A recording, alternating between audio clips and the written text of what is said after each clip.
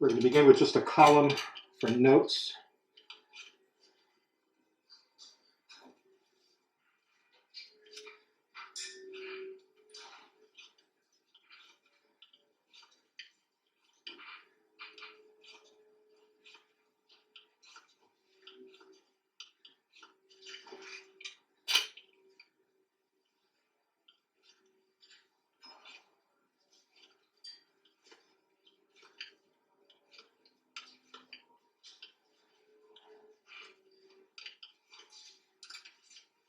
Wow, it's like he's done this before or something.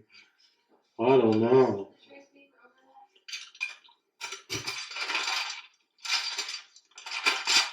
As the French say, oui. I asked you to take down.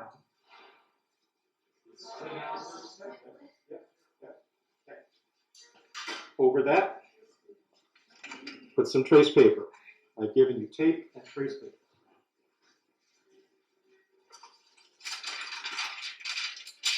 Please have this configuration. Site analysis template with trace paper. What does that do for the template? It makes it reusable. It makes it reusable. What a concept, Americans. Reusable something more than once.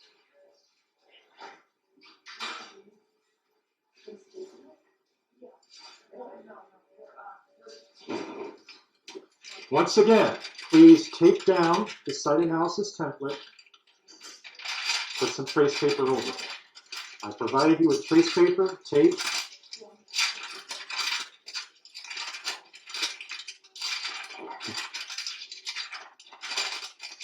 All right, is that clear now?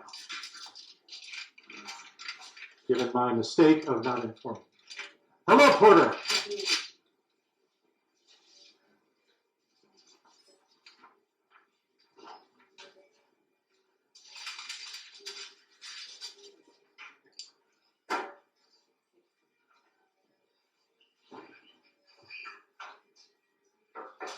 Okay, we have that.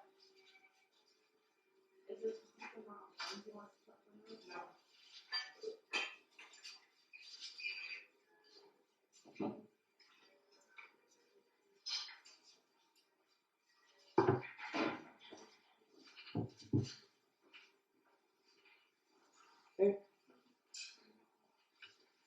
And we'll trace in the north arrow.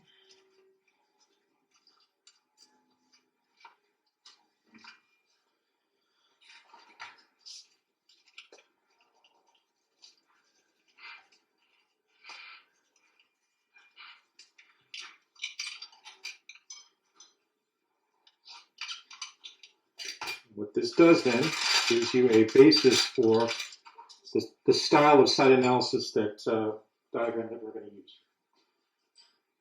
Okay. A few notes now. Traced from the template, we have some notes. We have a north arrow, a title. We've traced all the circles forward. These represent our solar circles. Take the aerial and slide underneath. Put your site, your possible site, you can change your mind, but north up in the center of that circle. Okay?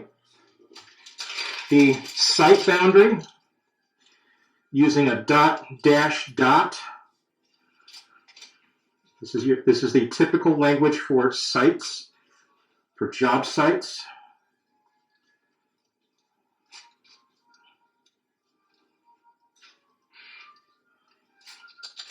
And then start tracing in the green lines. Okay? Woo! A lot of trees here. Alrighty, get in there.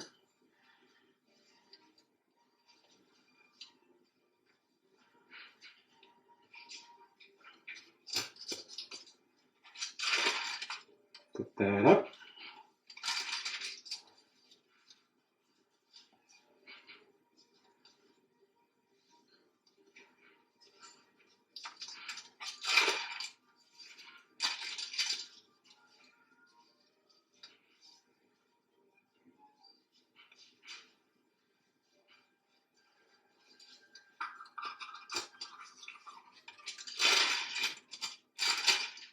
Yikes!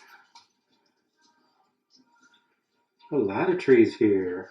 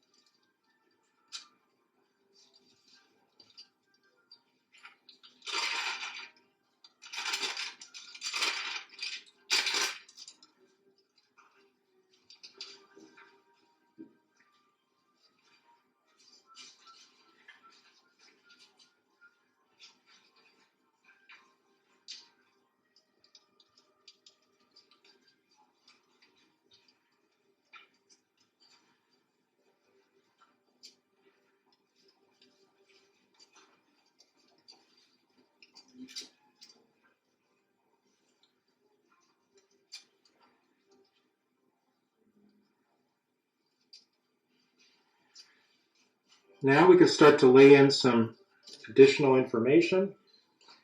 The intensity of the solar angles. We get really intense sun in the afternoon hours.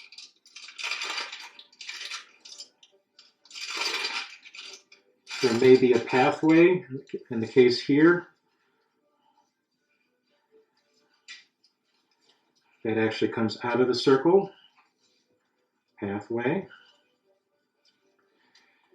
And then we can layer in other information. Winter winds tend to come from the northwest.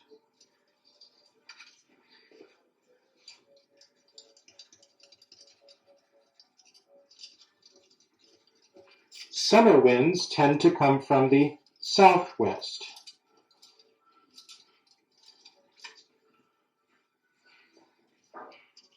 Summer Wind is also a song by Frank Sinatra.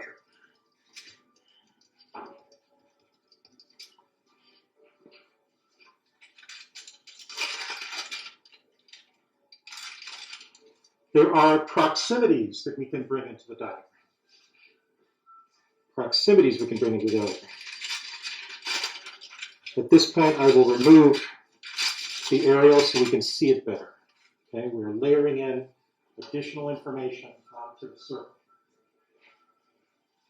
The proximities and or views can be textured, can be layered into the outer part of the circle. So what I do is I put a line here and there, and I put, for Duck Pond 1, I put tennis courts. So what is the site looking at, or what is it facing?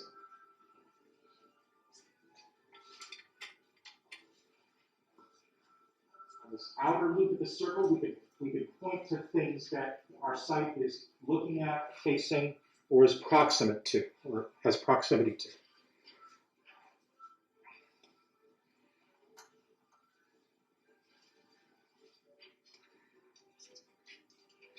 Over here I can lay in a view shed, view to duck pond 2.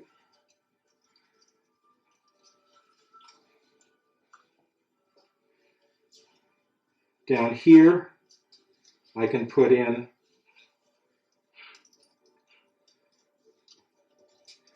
McKinley traffic.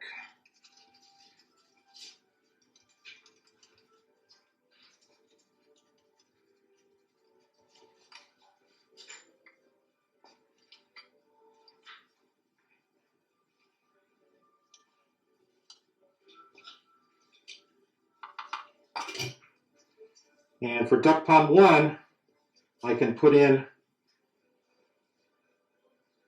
one of the approaches to the site.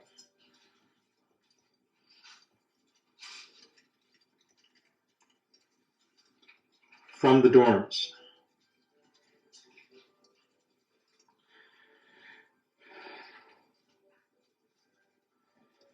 This other path goes to parking.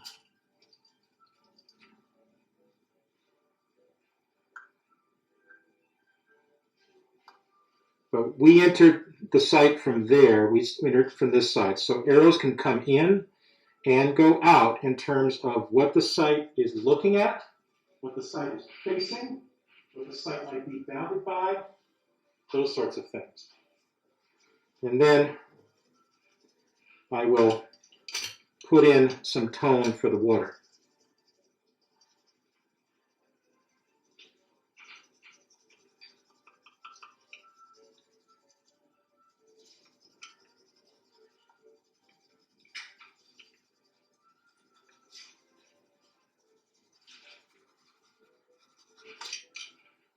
There are different techniques that we practice for water, ripple effects,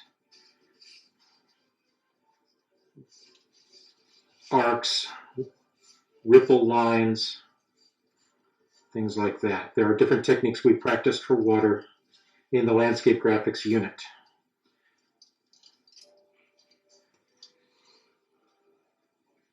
There may be things from your notes list that correspond directly to something. You can anchor those over if you wish.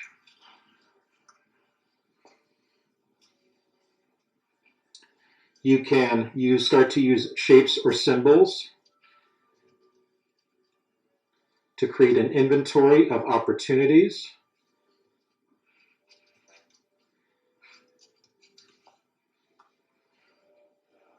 Right? You can start to use symbols, some different shapes and symbols to refer to our list.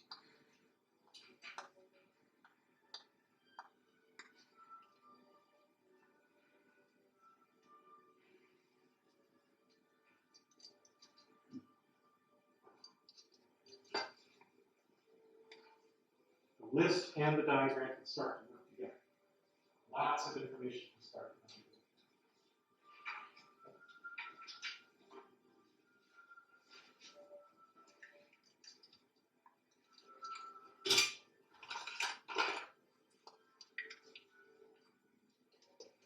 And then if you're inking it, you can add line weights for the more important things.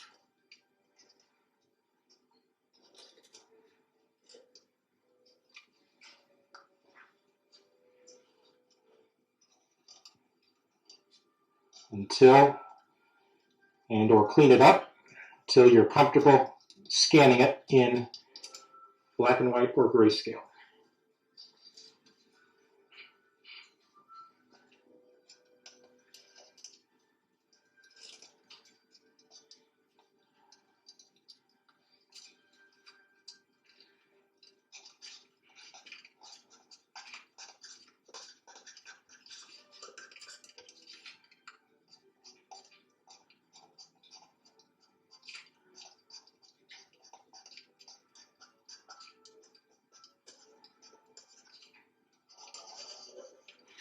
You can also put another piece of trace over that and ink it on a second piece of trace. Either way.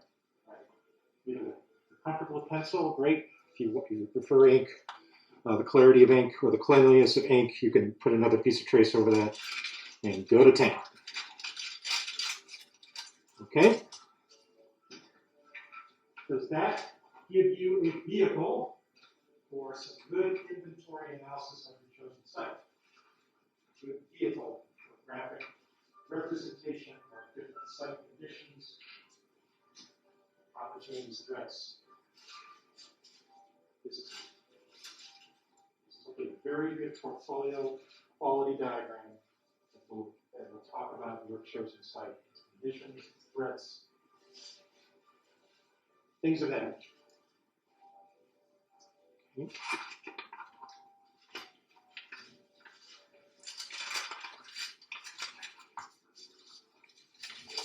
Get some paper underneath that.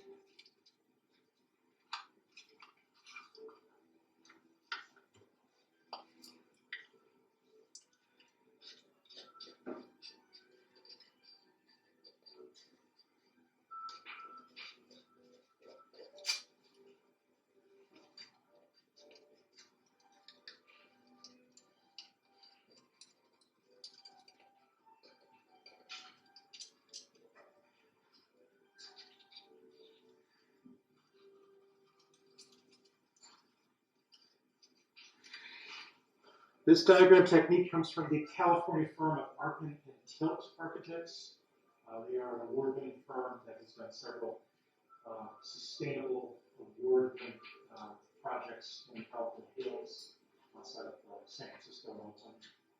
So this is a diagramming technique that comes from them. They were on our guest lecture series probably 8 years ago now. And they shared a lot of their graphic techniques with us as well.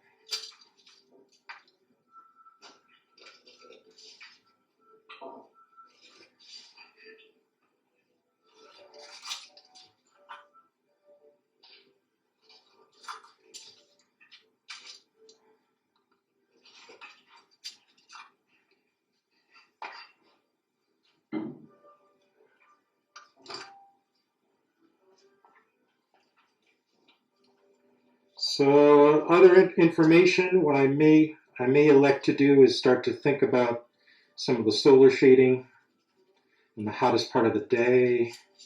That might be something to think about, just where the shade might be. That's optional.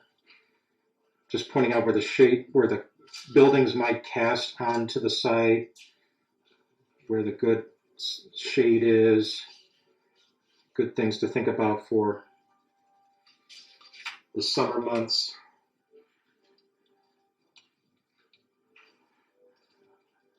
Okay, so there may be a combination of pen and pencil here. That is your choice.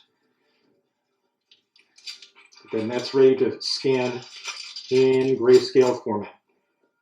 Color paper underneath here, and that gives a texture that you can trace in.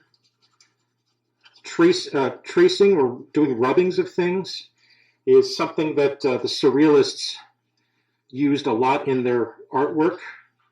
Tracings or rubbings of textures into drawings. So that's another technique that you can also capitalize on that can become another tool in your pocket. So.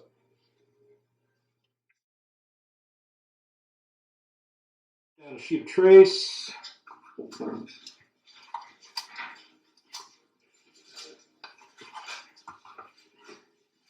Take one down.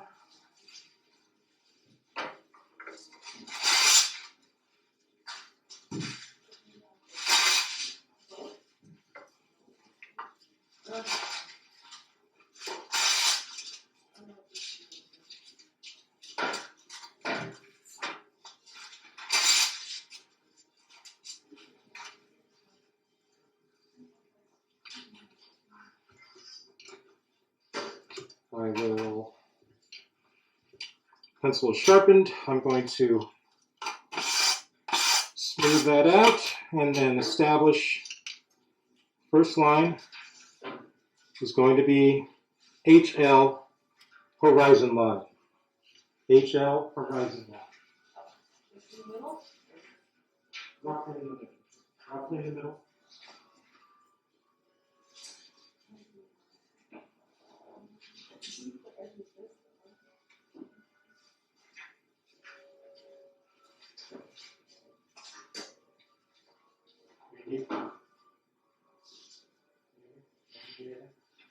Straight in. Straight in.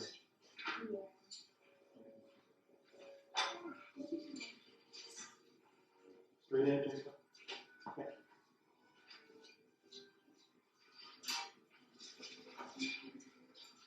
Okay. Let's put a vanishing point in the relative right third. Let's do that. Put a vanishing point on that horizon line in the relative right. Where you set it makes where you set the vanishing point establishes the character of the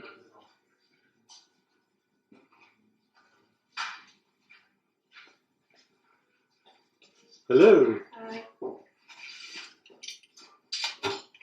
Now, take a person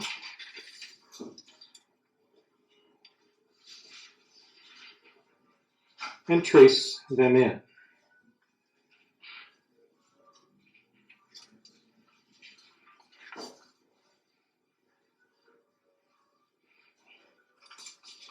Take that person and make two of them, one standing on the other's shoulders.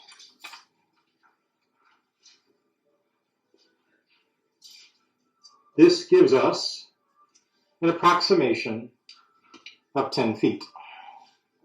A guesstimate of 10 feet. Any adult figure will do. Any adult figure will do.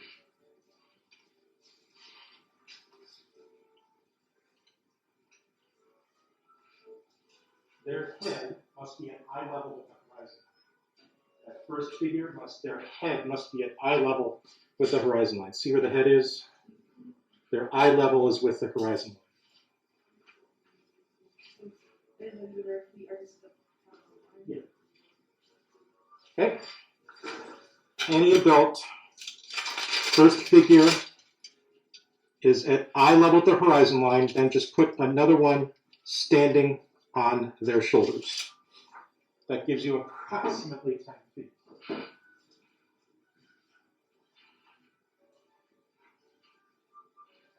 For someone who's short like me, from bottom of feet to eye level is approximately 5 feet.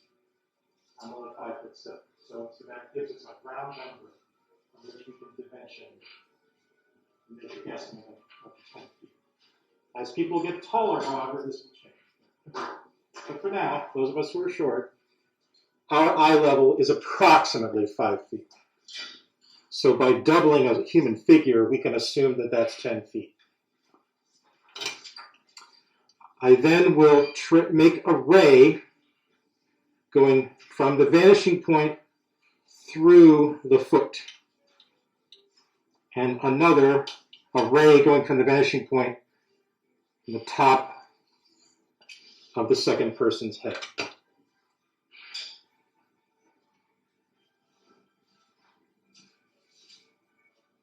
A diagonal ray coming out of the vanishing point through the foot, a diagonal ray coming from the vanishing point through the second person's head. Off with there.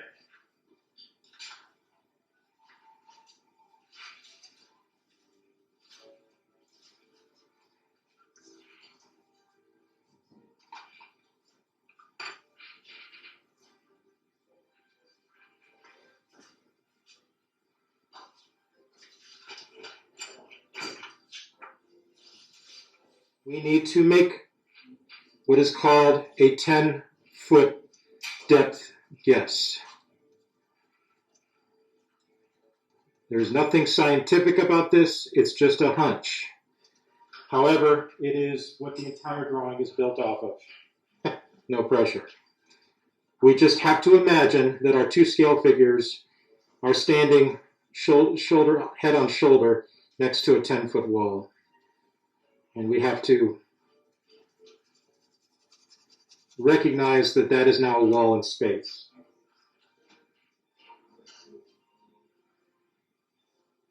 The 10-foot depth guess is the least scientific part of this drawing, but it saves a hell of a lot of steps.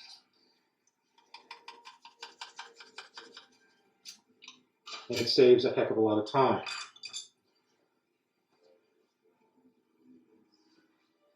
The 10-foot depth guess represents a wall standing in space. It might be a real wall, it might be an imaginary one, but it is a wall nonetheless. Next, with another color, I will go from the top of the second person's head through this midpoint and carry a diagonal line forward.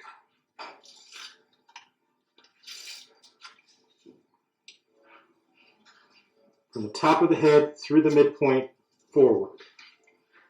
A diagonal ray representing from the top of the here through this midpoint forward. That represents the next 10 feet. Another 10-foot wall.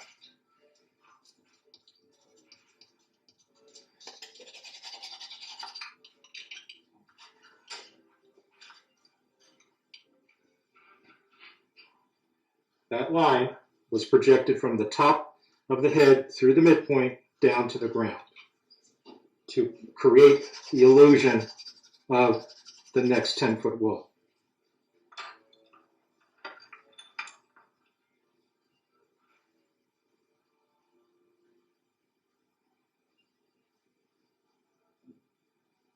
We are now projecting the wall of space forward. Now let's go backwards. I'm going from this corner through this midpoint up, projecting from this corner of the wall through my scale figure below, projecting back. That represents the next 10 feet backwards, behind our scale figures. That's the next 10 feet.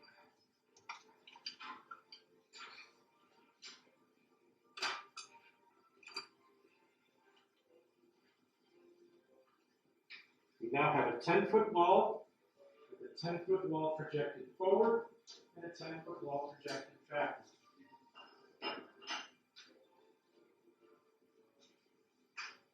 Let's do it again. Bottom to midpoint up.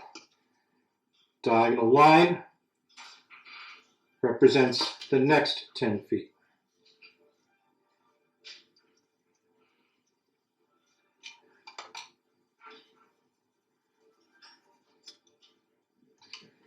See why I had to pick out my pencils?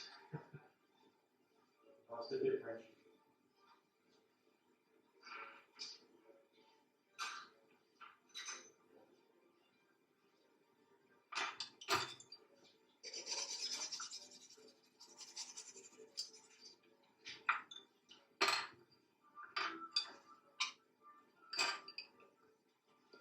And I can keep going until the walls become so foreshortened and disappear into perspective distortion that they become almost meaningless. Okay.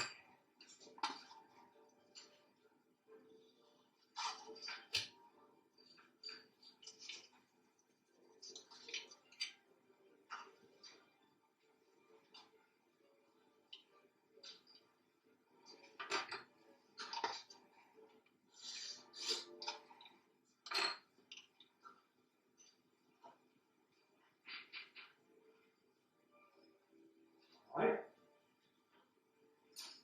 Got that? Should we do it again? Got it? Or do it again?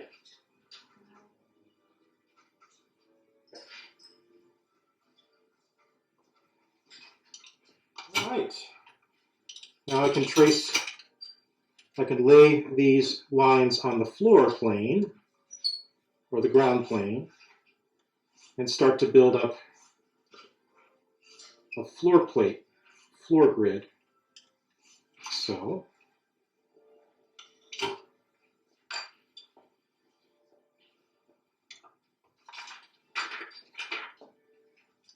I need to assume that our two fellows have fallen down in place. So I will trace him in.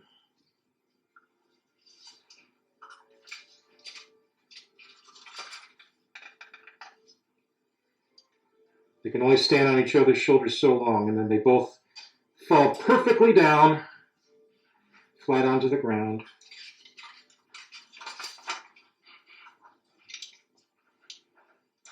That represents 10 feet on the ground plane.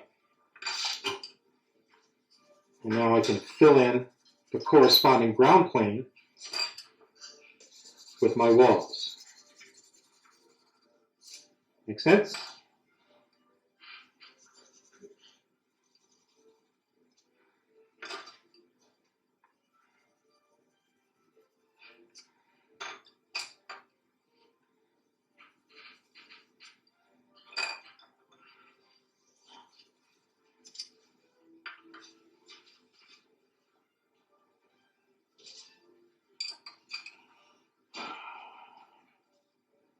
You say, Dig, these squares are too big. How do I make them smaller?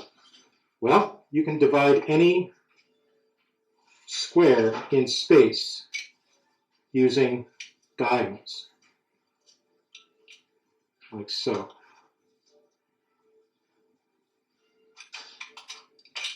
That is a 10-foot by 10-foot space, but now it is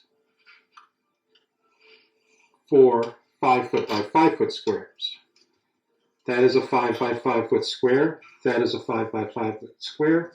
That is a 5 by 5-foot square. That is a 5 by 5-foot square. You can take a 10-foot square in perspective and divide it up into 5-foot squares. That is possible. You want to take it even further, you can divide them up again. They become a series of 2.5-foot squares.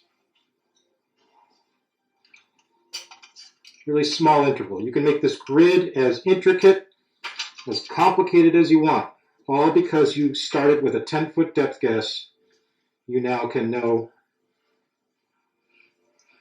you now have an interval from which you can start to make shapes.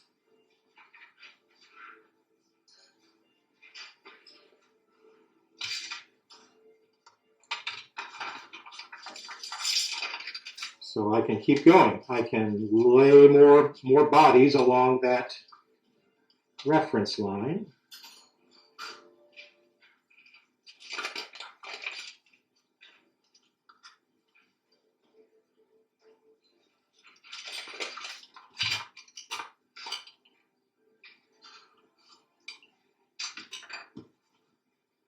And the drawing can continue.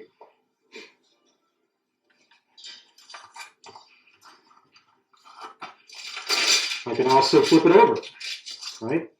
It has all of my reference areas on the right as opposed to the left. So it's a very flexible little grid that we built there. You can use it for a lot of things. Perspective reference grid that you just built.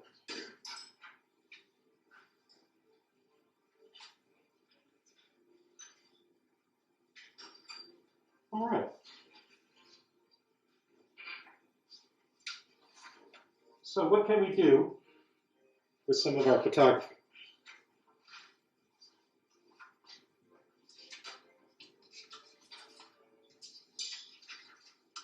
Craig Farnsworth demonstrates this in his video, which is posted to Canvas, but could we investigate the potential of this laying on one of the photographs as a possible site? Or could this become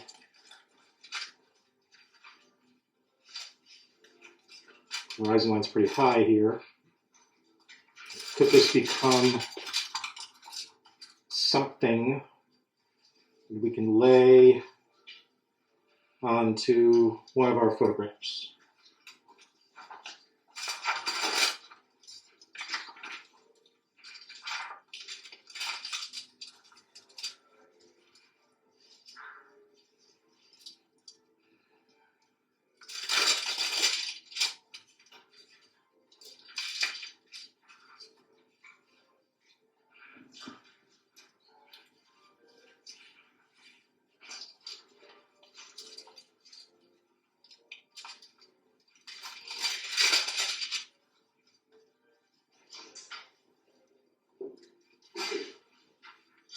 Let's see. All right, I think I'm just going to pick one now, and there is a, in some cases there's an actual person, but you have to match the horizon line now to the photograph. And they don't have to line up per se, but you can fudge around a little bit, have a little bit of fun.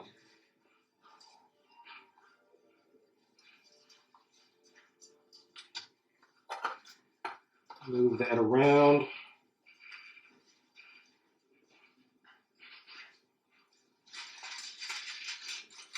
Get another piece of trace and lay it on.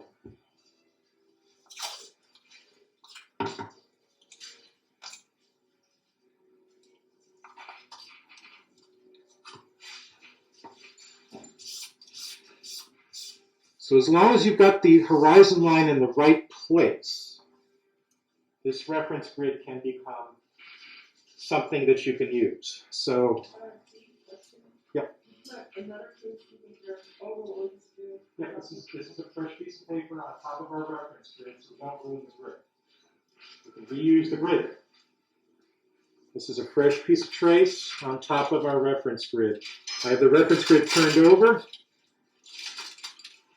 just because I liked the look of it on the right. Okay, we set it up on left to right, but it can work flipped over or right side up. You choose. The critical thing is that you match the horizon line. You do want to match the horizon line with the photograph that you've chosen, or the one that represents your site. This photograph was taken on the south bank looking north, so you can see the waters in the foreground. So maybe I can imagine an overlook or a deck that's in our foreground over here. So I'm just going to go like this, and like this. And I've got people already in there.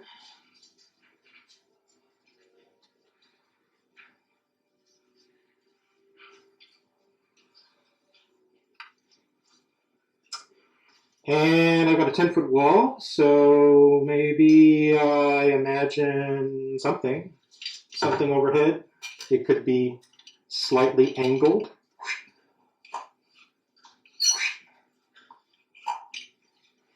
And that can vanish to the vanish in front.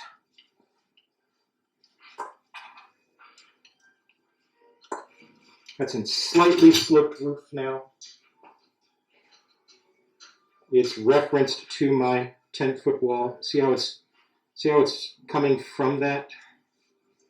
See how it's coming from the 10-foot wall below?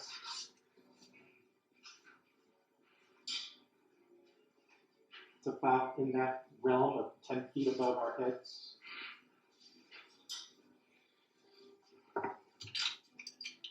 And it has some thickness. Maybe it's made of lumber, which is very expensive right now, or steel, which is also very expensive right now. And these two edges are parallel. A floating ceiling thingamabob.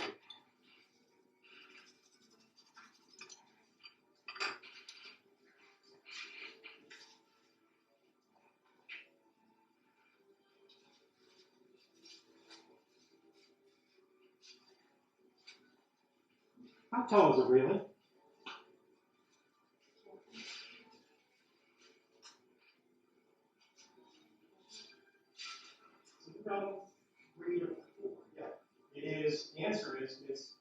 it's very close to where our natural grip of an adult is. And so it's 3.5, 4 feet. So it is not 5 feet tall. It's lower than that, right? But based on our relative distance in proportion to the person, I can locate a railing parallel to the floor and vanishing to the vanishing point. Yes?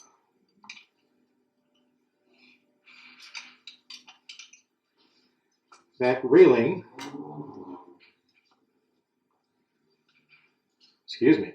that railing would then vanish, the top surface of it would vanish to the vanishing point there as well.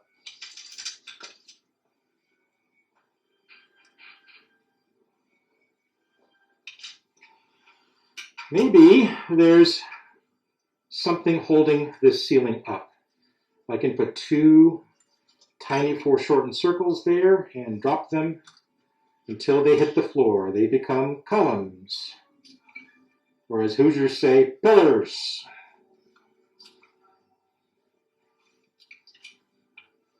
What's the difference between a pillar and a column?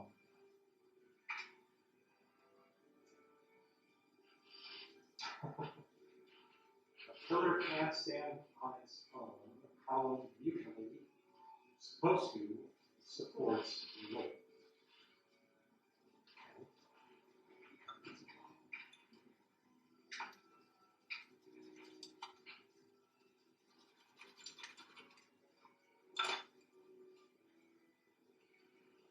Maybe the railing has some thickness.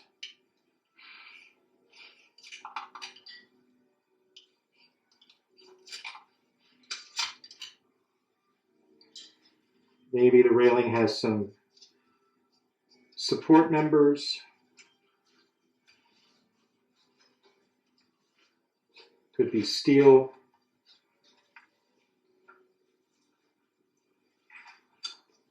Railing could be glass.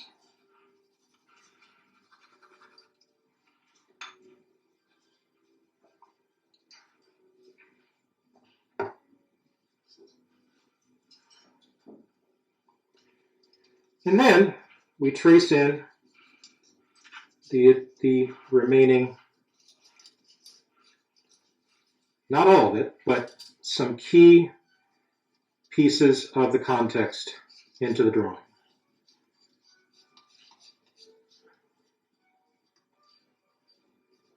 Well, none of these trees have budded yet, so it's they're a little bit, they look a little bit compromised, but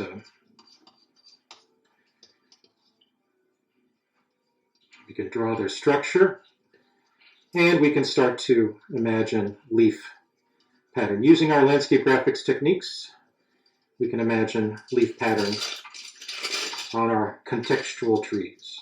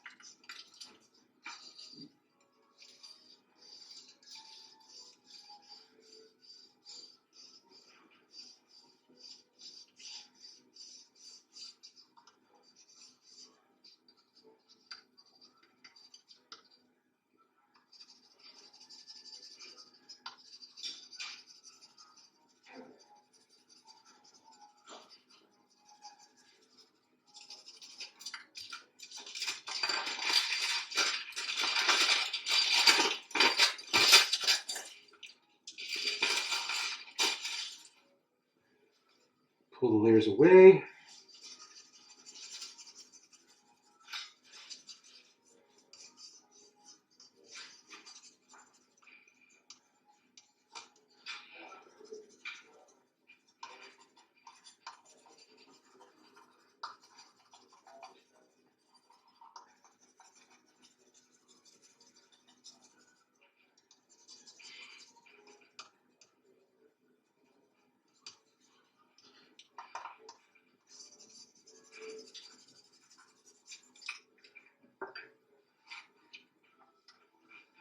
That is a one-point perspective study of something, something on the North Shore of Pond 1, using a one-point perspective method.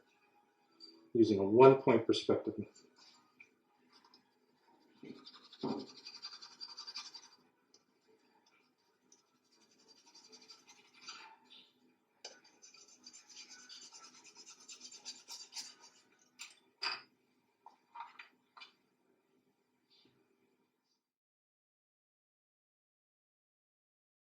So we've selected a photograph, we've located the horizon line, we've traced the horizon line. We're putting 2 vanishing points just off the paper like so on our foam core board. All right. Now, I'm going to imagine a person standing on the other shore. Small, very small.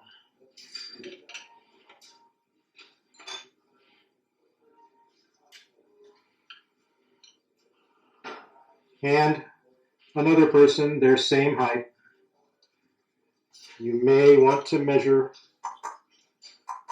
just so that they are equivalent. Scale figure wise, we could potentially use one of the children for this, but our scale figure is far away on the other shore in this case. If we've done duck pond 1 or 2, this will work. Make them really, really small, standing away from us in that distance. Should work.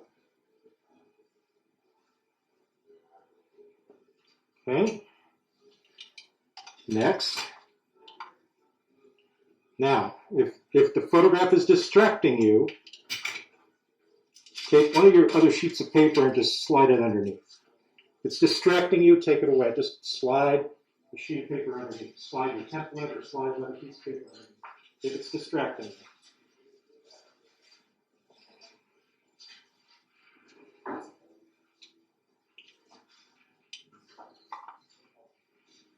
I will now connect the vanishing point with our 2 people once again.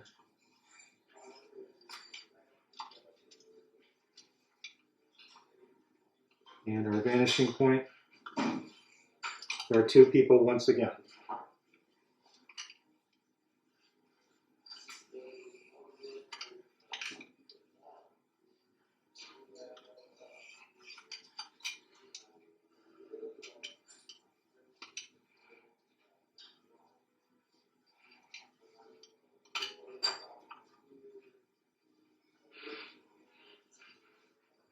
Okay, what do we do next? What's the next step? Yeah, we can do that.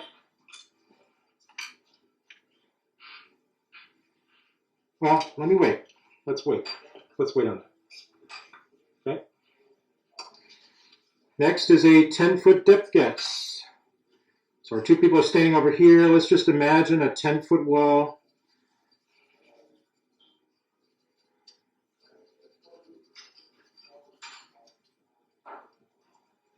10-foot DG, 10-foot depth guess.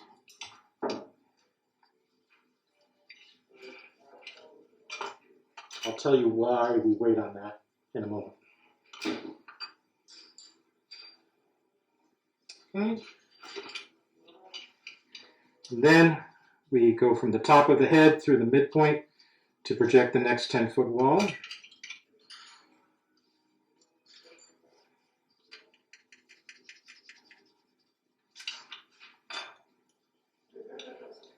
Go from the bottom corner through the midpoint to project the next 10-foot wall.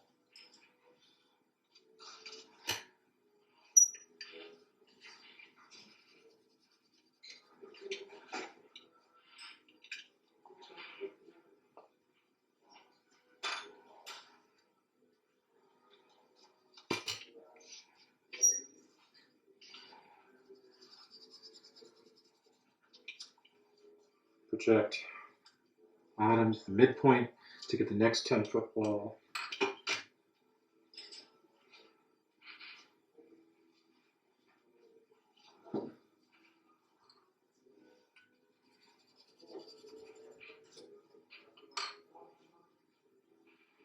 You get the idea, right? These walls are really far away, they're really easy to project, right? So it's the same principle as we did with the 1-foot perspective. Okay?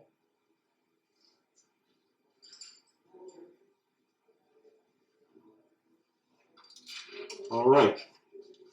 Now then, what do I have? Well, in this case, I have the Park Hall fountain, and I have the portion of the retaining wall. And I have what might be the beginning of some sort of columnary or a wall type of arbor structure with half of the bank there. That kind of works. Okay. Now we need to decide where the intersection is. Are we looking at it into a convex interior view? Sorry, concave interior view, or are we looking at a convex corner? We need to decide. Are we looking into something, or are we looking at the corners?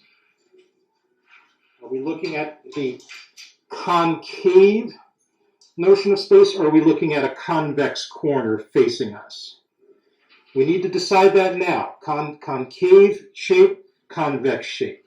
Concave shape, convex shape. Why? Because it decides which of these 10-foot walls we project. Okay? If you would like to imagine this being a corner facing you, then you would project another set of walls going that way. If you would like to project a jetty or a deck projecting from the wall out here, we would pick one of these walls to project from. Does that make sense? You pick one of these to build the second wall, to either create a concave view or a convex view, a corner facing you, a corner facing away from you. Okay? So you just have to pick one of these now. I think I will pick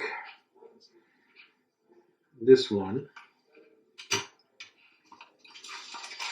And then I'll start to build this set of walls from my left vanishing point.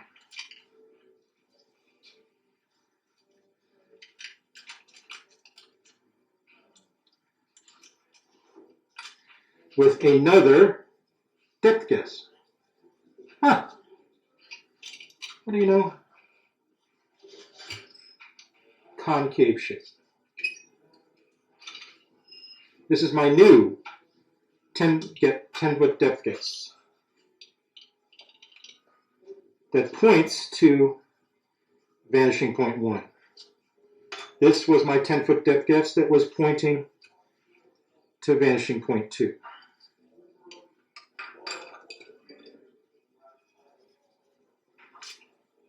And then I can build this new wall now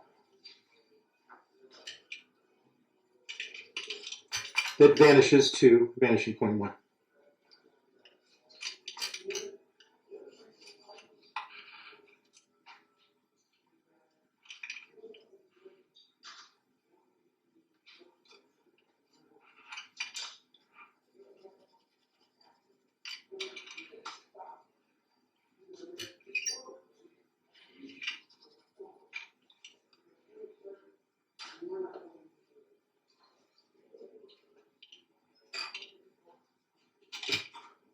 Now, want to see something really cool? Yeah, see something really cool? We can go up, whoop, and down, whoop. Right? We can go up and down. Okay? We can project the next 10 feet up. From here to there. This is a 10-foot by 10-foot wall. We just diagonal. That creates another 10-foot by 10-foot cube, wall or cube. Vanishes to the left vanishing point. I can go from here through here and project 10 feet down.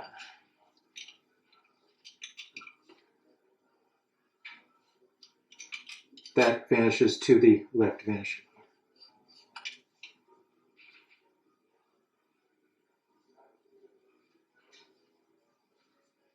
When are we starting to build that? What is that? At the beginning of a tower? It might touch the water. It might float over the water. Okay.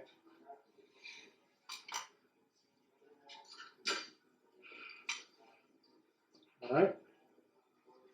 So you can project upward and below. If you have a set of walls that are based on 10-foot depth guess, you can project up and down. You can go through this midpoint like this, right? Or you can use a neighbor like this. You can project a couple of different ways. If you know that midpoint, you can project upward, you can project downward. Give you successive 10-foot walls, above and below. Very, very exciting, I hope. Okay. Go through here, go up, start now on 20, that's now 20 feet up. That vanishes to the left vanishing point.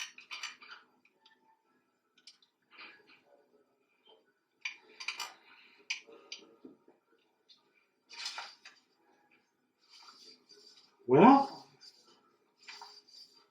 how does that look? That look pretty good? Maybe this touches the surface of the water. Okay. All right, now here's another face that has to vanish to the left vanishing point. So this face of our tower vanishes to the right vanishing point 2. How far? How far? Make a depth guess. About that far. About that far. You're just building cubes. They're just stacking cubes on top of each other. 10-foot by 10-foot cubes. That's all you're doing. That's all.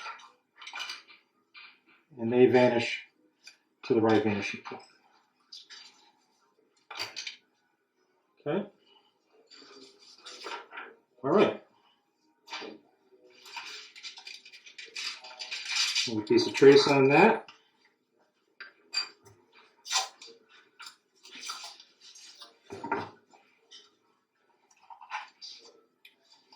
Now, you can imagine anything we want with that.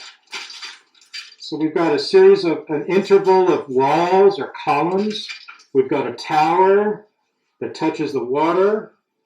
We can start imagining now any number of things on that armature. We set it up as a combination of a convex and concave, like 2 interior walls.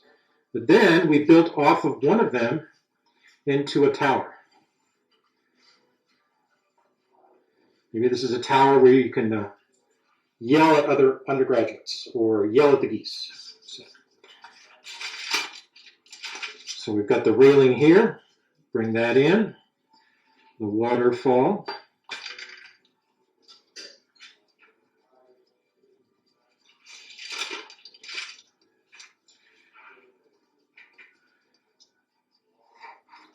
The embankment.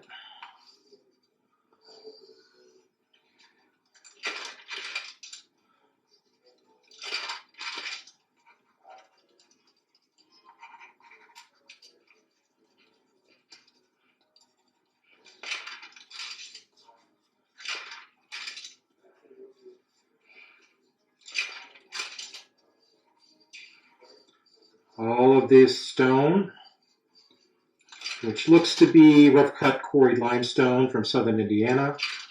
That's what it looks to me. This railing, which is aluminum and steel. That railing is a good hint that there might be people there. So we can probably child size here. We can trace them in top of that railing.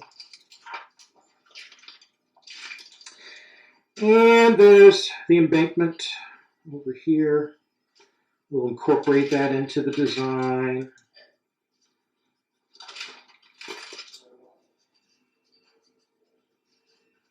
Trace that embankment. All those extra stones. Maybe there's a sittable constructed space here with people sitting there on a first date or a second date, looking at the attack geese. Maybe there's a railing and a bridge to the tower.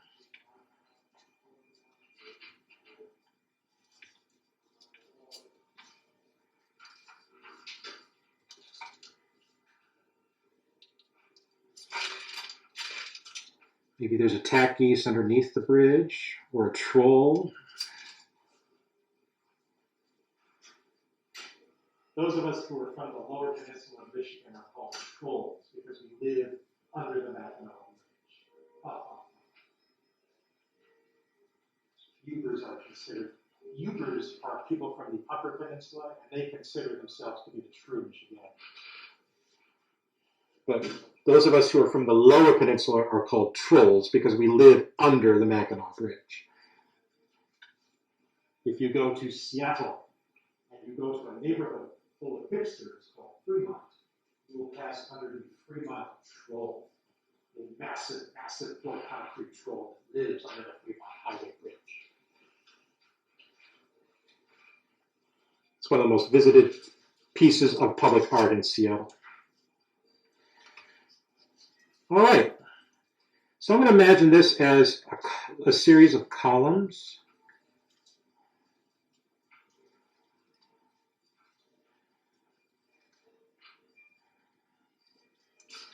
That may have a roof on it. We call this an arbor.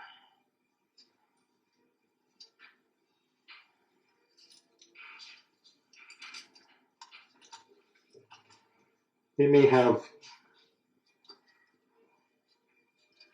capitals or lights or flags on them.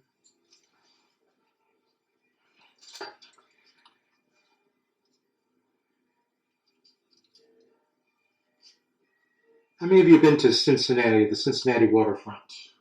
Yeah. What does the Cincinnati waterfront now have? It has adult swings! Oh, they're fantastic! Adult grade swings. Perfect for propelling each other into the pond, yes. Oh!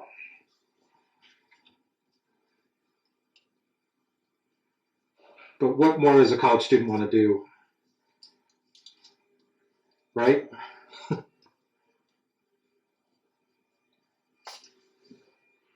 I used to live on the west side, and I would leave campus or leave the village after supper or something like that, about 9 o'clock, 10 o'clock.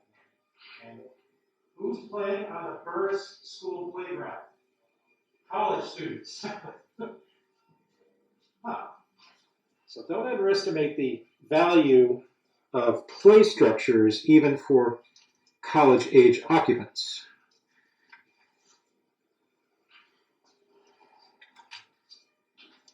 Railing.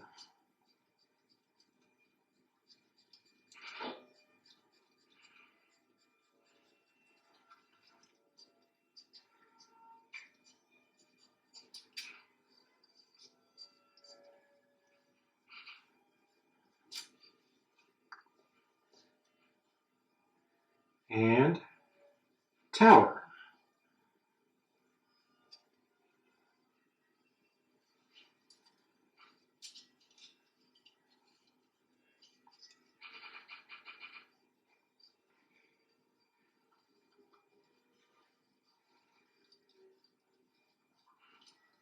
Maybe this is an idea from your ping project, a specific ramp system or a staircase system that you can borrow from your ping project.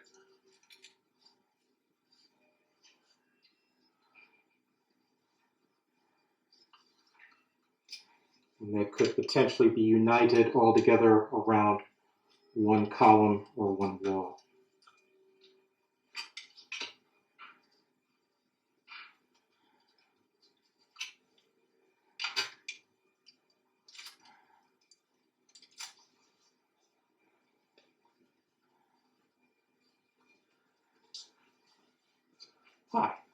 Hi.